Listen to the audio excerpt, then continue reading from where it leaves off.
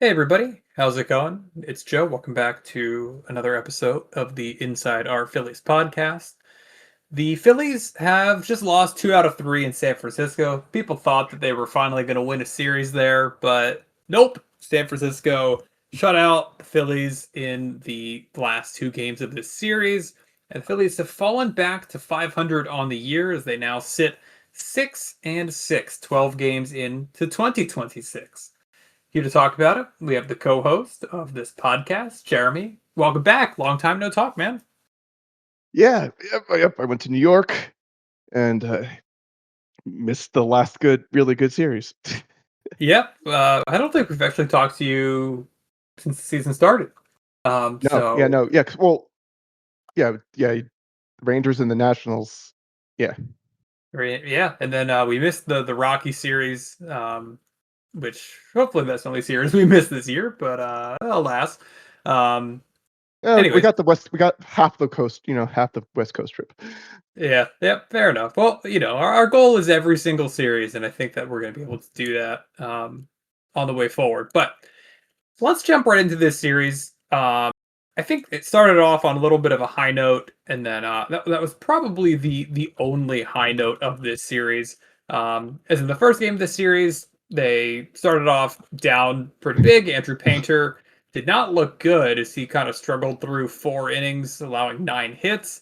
But the bullpen was quite good. Didn't allow any runs as the Phillies stormed back, came back 6-4.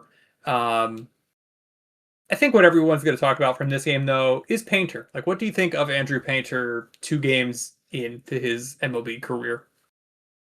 I have never seen a guy fastball not get swung on missed at. It's Yeah, insane. it's pretty concerning. Um, I think Andrew Painter can be serviceable, right? Like, I think that my opinion of him has gone up slightly since the season started. But you look at the whiff rate; it's 7th percentile right now in baseball, and the fastball is what's grading out as his worst pitch. Yeah, it's very concerning. And like I see people on Reddit be like, "Oh, his fastball is like the velocity isn't the problem. They it doesn't get swung and missed at." Yeah. Yep. And you're also seeing him get hit somewhat hard too. Is his max exit velocity this year is in the bottom 5% of pitchers, meaning that 95% of pitchers have had a lower maximum exit velocity than Painter. So it's like a little bit of a toxic combination when you're not getting swings and misses and you're also getting hit hard. He hasn't gotten Yeah, hit but terribly I mean, hard. it's only 2 starts, but he's in the 70th percentile. His savant is all pretty much all red minus the whiff percentage. It's Yeah, well, not strikeouts, not a lot of ground balls, and then you look at like the run value of the pitches, which tells me that I don't know. I think he's overperforming a little bit right now. And also, I mean, the offenses he's gone against have been the Nationals and the Giants. Like, yeah, this is yeah. not murderer's row. Tell that to the last 2 games. Yeah, yeah. Um, oh, was pitching the problem in the last 2 games, or was it the offense, or both? I mean well, like at the second game it was Kemp in left field. Sure. It's not playable, right? Like that was my takeaway from Otto Kemp in left field. Honestly, this season so far, it's just not tenable. No, no, and honestly, like I just complained this to my dad. It's just this is a ballpark we for whatever reason we're cursed in for the past 13 years, 14 now. Uh, so you don't take Marsh out ever. How many times have insane things happen in the outfield against the here? It's just insane. So if you're gonna sit Bohm because he apparently had a groin injury, whatever, and you're gonna sit Stott, you don't play You don't play not DJ Moore. You Dylan don't play Moore. Dylan Moore. You play Kemp at third and Sosa at second, and you keep Marsh in left for the defense. Sure. Yeah. M- Moore's offense is the same as Marsh's against left, like total. So Well, Dylan Moore is here for the versatility, right? Like Dylan Moore isn't here because of yeah, his but offensive prowess. I know, but you're taking out Marsh, who's been one of our better hitters, and you're taking out Stott, who is a better hitter than Moore. Anyone's been here. Moore can't hit. I'm sorry. So Yeah, I mean, I wouldn't say like I'm as negative on that choice as you are. Like I understand where you're coming from, but like this was Robbie Ray, right? Like this isn't some like random dinky lefty. This is the former Cy Young winner that is still really good. And he was great on third to Wednesday. Only or Tuesday, only allowing 3 hits over 6 and 2/3. I realistically just don't really know what Marsh would really do to change that. But I get what you're saying about it being a process that you're not a fan of. but yeah, I mean, did Moore get a hit? No, no, he didn't. Exactly. He drew a So what's the walk. difference? Yeah, but you're sacrificing outfield defense, which is huge in Oracle, versus the offensive destruction of playing Kemp and Moore. Sure. Yeah, my problem is with Kemp more than it is with Moore because Yeah, I Otto mean, Kemp's I not still hitting either. yeah, I still have uh potential in Kemp, but he needs to go back down and play every day. I think it's just yeah. Yeah. No, he can't play in left field. It's like Reese Hoskins-esque out there at this point. Yeah, I would send him back down, get him every regular at bats, get him back going, and then if Bohm is still sucking, just bring him up to play my third. Sure. Yeah. No, I think that's fair. I think maybe the most surprising thing about that game on Tuesday was Christopher Sanchez, who was just getting hit all over the place, allowing 11 hits over 5 innings. Only Well, two 'cause of he the was also runs. wild. Yeah, yeah. Only two of the runs ended up being earned, so his overall line doesn't look bad. His ERA is still mostly okay. But you look at his Savant page, and it's pretty surprising how hard he's getting hit. 10th percentile in baseball in barrel rate, 15th percentile in hard hit rate, 18th percentile in average exit velocity, as well as seeing a velocity dip on his fastball where he's averaging now 94 and a half. So that's down a couple of ticks from I think where you'd like him to be. WBC man. I don't blame the WBC at all personally. Like It's just realistically, funny. It's just funny. I mean, it's funny when people joke about it, but like I feel like some people are starting to take it seriously when I'm like, what difference is it making if you're pitching in spring training versus the WBC? Like I get you care more about the WBC as a player. Um, but I just can't imagine it being some kind of radical difference, right? Yeah, yeah. Um, I wouldn't say I'm concerned about Sanchez. Let me know how you feel about this. No, I'm But not concerned. but it's like he's not going to be as good as last year, right? Like if you're expecting Sanchez to be as good as he was last year, you're going to be disappointed. Like he's going to probably be really good, have an ERA somewhere around 3, but I'm not expecting a 2.5 again. And I think that that's an unfair expectation on like anybody. Yeah, yeah. He gave up. I mean, he still hasn't given up. But I mean, the big thing for him, he still isn't giving up home runs, so that's huge. Like the Yeah, past, yeah, since 2024, he's given up zero point 0.5 home runs per nine, which is insane. it is. I mean, he forces a lot of ground balls, right? And he strikes out a Yeah, lot of people too. So it's a good combination when you're avoiding the fly balls and you keeping the ball in the park that way. yeah. So I mean, also like early year, maybe like it heats up, the velocity come back up. So I'm not worried about it. Yeah, how funny. Kind of speaking of like as it heats up, Adolis Garcia still wearing like the full ski mask and everything. It's kind of funny. Like I'm with him. Oh I yeah, despise the cold. Um, but in like 50, 60 degree weather, it just feels a little goofy compared to like, the 20s or the 30s. yeah. But No, probably the best start of any Philly in this series was Aaron Nola yesterday. Aaron Nola, I think a lot of people are a little bit upset at Rob Thompson leaving him in the game, but he still got through 6 with only allowing the 3 runs on that home run by Devers. What did you make, number one, of the decision to leave Nola in the game? And then what did you think about him overall? I was fine leaving him in. It was a pitch down straight down the middle, so it wasn't like he hung a curveball. was a fastball down the middle. It was just a bad pitch. Sure. Yeah, no, I think that's fair. I'm not upset that they left him in because he was around 80 pitches, right? Like this was not a guy that was really laboring. He didn't throw a ton of high stress pitches either, which I think is important.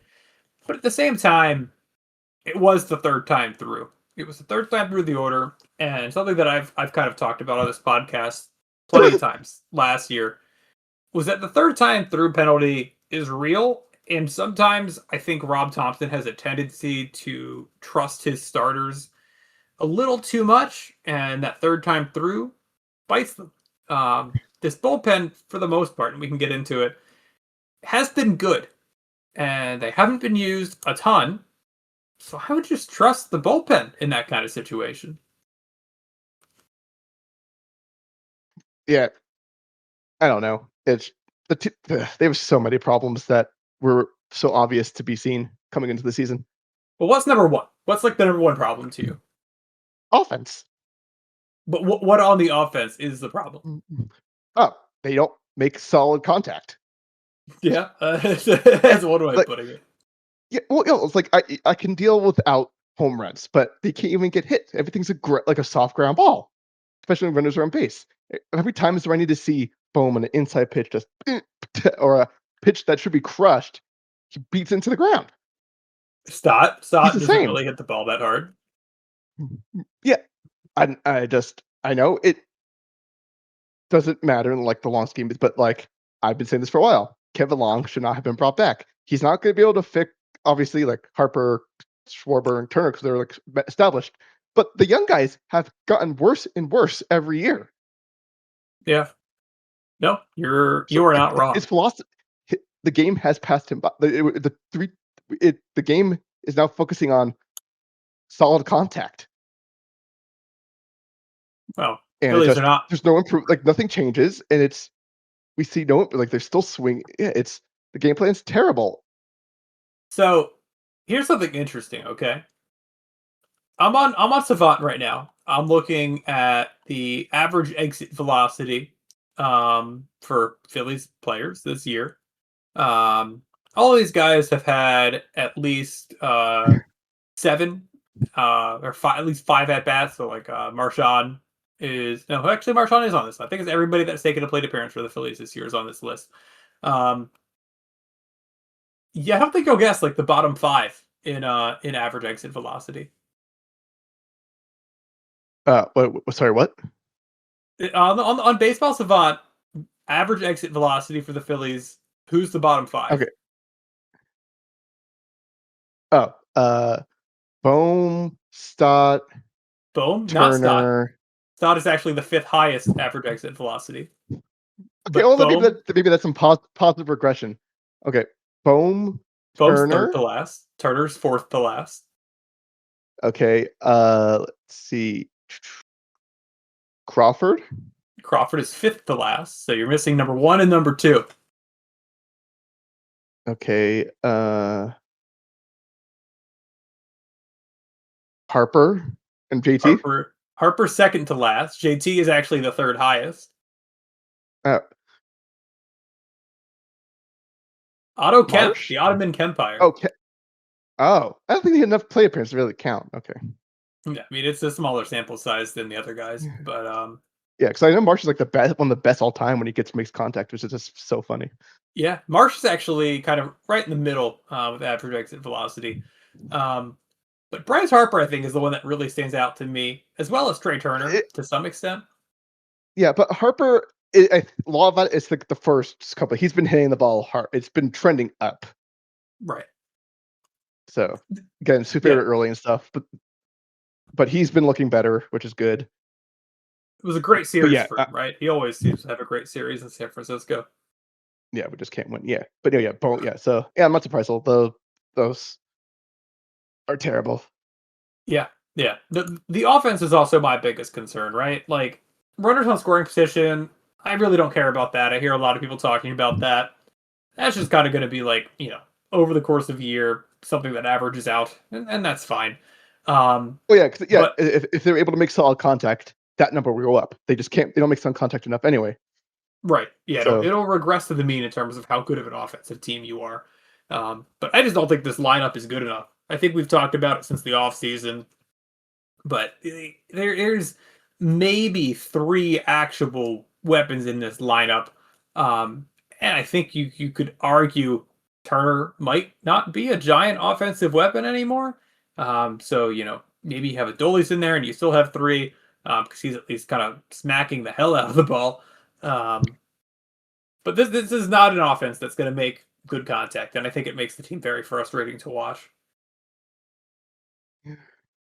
yeah, it's just the problem is because there's all the same, except for Adolis and Crawford, that we know what they are, and Bohm in a contract year can't make the adjustments that he was making in spring training for some stupid reason, and thought can't make the. If his contact rate is that much higher, then I'm assuming that's positive regression. Hopefully, coming down, they'll come up, whatever, even out. Sure. But still, though, it's just yeah, they don't want. I don't see the like when Turner was struggling his first year, he was working every day in the batting cage. I don't hear that about Bohm, but his fielding he worked on. His hitting, I remember in after 24, he was like, "I'm not going to stop swinging at the first pitch." Right. Right.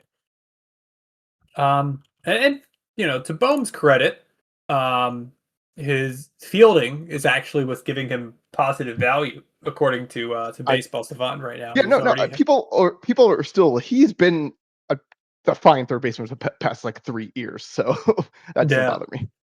The interesting thing, Harper's already at four negative four outs above average this year. He is one of the worst defenders in baseball so far, according to outs above average. Does Which that is so surprise weird. you? Like he was really good at his first like full year. Yeah, and then it kind of just fell apart, right? Like last year, I don't think he was great defensively either. Well, it was like he was making like dumb decisions. It wasn't like he Right, was fielding bad. right. Maybe it's kind of the same thing where he's just kind of like checked out. I don't know if that's the right word for it, but like Castellanos esque, not caring about what's happening on defense. Yeah, maybe. I just I yeah, I'll say that Kit Long should be gotten. Thompson is a terrible voice for this team. They act Yeah, like him. yeah, yeah. My bigger concern over Thompson, I think you can kind of criticize Thompson all you want, and I think it's fair to like or dislike Thompson. I think how the team is constructed is the bigger issue because all of the problems that the Phillies are running into right now, Alvarado struggling and lefty relievers kind of being only held up by the fact that Tim Mayza is playing out of his mind right now, and the Yeah. fact that like Zach Pop has struggled, and he had an As okay. expected, mind you.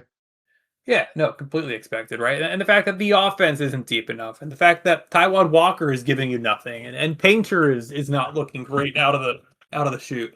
Um, these are literally all things that we talked about this offseason. Yeah, yeah, what? Yeah, no, and it all can just for it. And it's the thing, like Schwarber had a career year last year. A year older, he's not likely to. Then Turner is not likely to replicate. So they're going to regress a little bit at minimum. So and everything else, and Bohm can't improve at all. Right. Yeah, Well, we talked about this over the offseason, like guys who had 90th percentile seasons or better based on whatever your expectations were for them. It's not likely that they're going to repeat those seasons, even before you bake in any age-based regression. And you mentioned Schwarber, you mentioned Turner. Those are certainly two candidates. Sanchez, like we mentioned earlier, that's another one. And where are the opportunities for the Phillies to make big strides? Right field is better, right? Like I think everybody would agree with that. Um, Aaron Nola should be better. But other than that, like this is kind of just objectively a worse we're mid. We're mid. team than last year. Yeah, and the problem is we know they've all the way they struggled in the playoffs, and people like to say, "Oh, doomers," but until they change, it's just like, well, what's going to happen when it matters most? Yeah. What do you make? This is an interesting thing that Giles brought up in one of the podcasts that we recorded. That Citizens Bank Park kind of has turned into like a hostile place for the Phillies. Like it can get almost toxic. Um, what do you make of that? Yeah, I mean, just I think this is just where the fan base is tired of the lack of good play. The offense is terrible. Like tickets are expensive. You can't hit, and people are gonna be mad. Economy is in a bad place right now. People are spending the money. People have a right to be upset, Yeah, no, people definitely do. And what is and like not to bringing mention the ballpark is just insanely getting worse. it is. And you hear that they're making like a $600 I renovation or whatever. It's like, 600 million, not $600. did I say $600? No, I meant 600 Yeah, million. yeah. Yeah, $600 million renovation, and it's like, seriously? Like, I don't know. I'm trying to not seem too negative because it is not like the sky is falling. The 6-6 start, it's not great. It's probably below what we would have expected, below what we would have hoped for, but it's not that big of a deal. Um, but I agree with you. I agree with you. Yeah. Uh, Go yeah, I mean, ahead. What were you saying? yeah, I mean, so yeah, no, I mean, so I mean, I guess we should quickly touch the Rockies series. They scored 8 runs in the first inning, and then like three the next two games. There. It's Colorado. You should be scoring so much more in Colorado. So much Yeah. more in Colorado. Uh, yeah. So looking forward to Diamondbacks tomorrow. When Yeah. do we finally do we score and what inning? Huh. Um, Mike Soroka, who's pitching for the D-backs, and these are the pitching matchups coming up in this D-back series. Soroka versus Luzardo Friday night. Saturday afternoon in like a weird 105 game. We have Brandon Pfaadt going against Taiwan Walker, so probably chalk that up as a loss. And then Gallen against Painter on Sunday. Um, I think the Phillies probably score like in the middle of the game next game. Like it's probably like a 24 and 2/3 scoreless streak or something like that. Going even 25. Even 25, right? They're at 20 now, so that's perfectly doable. So before we I kind of will get say into, having the shutout streak in April is better than having in July. Like last year with the Astros, that was so annoying. I actually think I disagree with that. I would rather have that streak later in the season, not right before the playoffs, but later in the season when we have like a bigger backfill of games to look at and say we know that this is not what the offense is. But this year, this team, you can't say that. Like I don't know how much better the offense is than what they've been showing. Will they be getting shut out back-to-back games frequently? No, they won't. But right now they're one of the worst offenses in the league when you go Oh yeah, based on like, like the 20th and below on like most things. well, I'm just going based on like how many runs are you scoring per game. They're one of the Oh worst in yeah, the league when it comes to that. Let me get the actual yeah, number up right here for you. Um, but runs scored, they are sixth worst in the league. Um, yeah. No, yeah. You either have to be able to slug consistently or make contact consistently, and they do neither. yeah, yeah. No, you're spot on. And then you look at the runs against, and they're also a below average team at preventing runs so far. Um, Yep. which obviously leads to them having a bad run differential, which is right now fourth worst in the major leagues. Yeah. It's just bad. Hopefully, Yeah, yeah. So we have Soroka and Luzardo, Thought Walker and and then Gallon Painter. But I look at these pitching matchups. I oof, don't love it. God, it just I don't love it. Like I think Soroka Luzardo is probably pretty close to a push because Luzardo has not looked great. Soroka's off to a good start. Fought Luzardo Walker. was great last start. Luzardo he pitched like 6 shutout in Colorado. That was great. Yeah, but I mean, I don't know. Overall, like, yeah, the consistency hasn't been there yet. It's Well, not 2 starts. That's sure, sure. one This bad, is one true. great. Um, Fought Yeah, Walker. Walker is a loss. Gallen Painter. I'd probably rather have Zach Gallen on the mound than Andrew Painter. Yeah. Um, so Yeah, maybe no, our like team bad. I think they probably win that first one, the Luzardo start, and then I think they probably lose Saturday and Sunday. Like I'm expecting 1 out of 3 this weekend. I think that I think they might pull 2 out of 3. I would take it. I really am Well, worried about yeah. Citizens Bank Park becoming toxic for the team, though, if it's not already, right? Like, the more upset that fans get, and I think that Eh, you're hearing it all over the place on social media right now, the more upset fans get, they're going to come to Citizens Bank Park and they're going to want to boo the team. And I don't think yeah, that's going to and make the team perform any better. that's how it used to be. That's when the true like the this is like when they were not winning uh like for a little bit like the first month of '07, '06. Like this is what this is true home. So I'm okay with it. Tickets cost a lot of money. Team sucks. The attitude of the players shows no interest in improving. Yeah, I mean, Yeah, and if I have to hear Thompson say that Walker's stuff looked good again after a press conference, I'm going to lose my mind. what's he going to say though, right? Like, he's not going to say Walker He sucks, didn't have his even best if that's stuff. how. No, he didn't sucks, but yeah, he didn't have his best stuff. Couldn't locate. That's not false. Yeah, yeah, no, It's that's just true. I I mean, just how feel like funny. I just it just feels like they're just they don't want to acknowledge any problems. And it's just really frustrating. Like there's no fire, anything.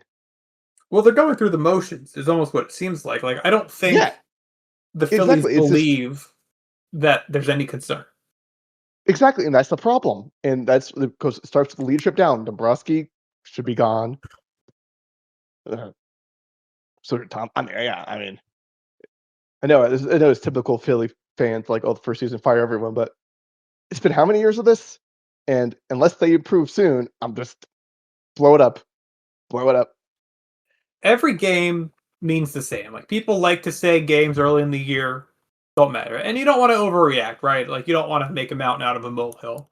Yeah, But a game in April is different. worth the same as a game in September. Yes, but different games have different values. Giants suck. We should not be shut out 2 games in a row by them. Yeah, yeah. I mean, this has been a pretty easy set of teams that the Phillies have had in the beginning of the season. Yeah, Um, they've to be fair, they've won 2 series, lost 2 series. right, So but it, and take away the offense, they can't win an SF 14 straight years. So sure, take that what you will. sure. I mean, you look at like the Rangers. The Rangers are probably a fine team, maybe a good team. Definitely not a great team though. You lose 2 out of 3. Okay, like the Nationals, they suck. 2 out of 3. Okay, the Rockies, they suck. 2 out of 3. Like, okay, I guess that's fine. I mean, you'd like to get a sweep in there against either the Nationals or the Rockies. And then the Giants, I mean, you think they suck. I think the Giants might be okay. But either way, you lose another series to them. Like, and the schedule doesn't get easier, right? Like the schedule is already been quite easy, but it gets harder, right? Like you have Diamondbacks, you have the Braves, you have the Cubs, um, and you play only those teams until pretty much the end of April, where you have another series against the Giants. Crazy. Weird how the scheduling is working out. Yeah. Um, but I don't know, man. I don't know, man. If you had to put your concern 1 to 10 right now, and you can define whatever concerning means to you, what would you say your level of concern is? Like a 9. Okay, and what does concern mean? Does concern mean that they don't make Oh, the the offense. playoffs? The offense. It's just no. I think with the wild card and then we got some other teams, I think we can probably go up. But I just think it'll be early exit. The offense does not give me any confidence. Yeah, yeah. I mean, I don't see. This is all super early in the year, right? Whatever, but like the team's so similar that I think we kind of know what the team looks like. I just Yeah, don't see anything that has me believing that this team has a real chance to win the World Series. And I know you hear people say like, "Hey, they're one of the 5 best teams that have a chance to win. And like, are they? Like, we know that they were the last few years, but past results don't necessarily predict future success. Yeah, Like, what is better about the team this year than last year, other than right field? You get a whole year of which I Duran, mean, I watching guess. him has been the defense. Oh my god. Whew. It makes such a difference. I don't think the jokes are going to get old of being like, oh, Castellanos wouldn't have gotten that. But how much of a Yeah, joke is it if it's true, right? yeah,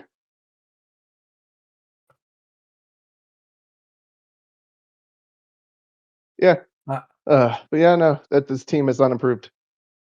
and they're not fun to watch, right? Like the ESPN like watchability index somehow has them as the number one most watchable team. But tell that to Phillies fans. Like I don't think that's how Phillies fans are Oh, feeling. they are not watchable. I mean, I've been so busy with work this week, I haven't been able to watch any games. But every time I check the score, it's like, oh, there's two times I turned the game on. Once I saw Turner swing at two sliders in the dirt. I was like, okay, that's not what this. And then the next was Bohm was the second and third, two out, whatever, and meet belt high pitch beats into the ground. Yeah, yeah. Feels like it's like Stockholm syndrome with the Phillies, honestly. Like Well, I mean that's sports in general. yeah, but especially with baseball, right? Because like baseball's an every night thing. Like football, it's once a week. If your team sucks, then at least you don't really have to spend that much time. But baseball is such a part of your routine. It's such a part of your life. And to me, I think that a team being enjoyable to watch and a team being a winning team, those aren't necessarily all that correlated for me. One of my favorite years ever to watch baseball was the 2018 Phillies. They were not a particularly good team. But it's just been a couple years now that the team's been so unfun. Like the brand of baseball is just not. I don't know. It's not exciting. Not exciting. Yep. Well, let's end on a positive note. Anything positive to say about while we end it? The bullpen, right? Like I think other than Alvarado, who might have like an Occam's razor like situation where the simplest explanation is the one most likely to be true, and the simplest explanation is maybe the dude needed the steroids.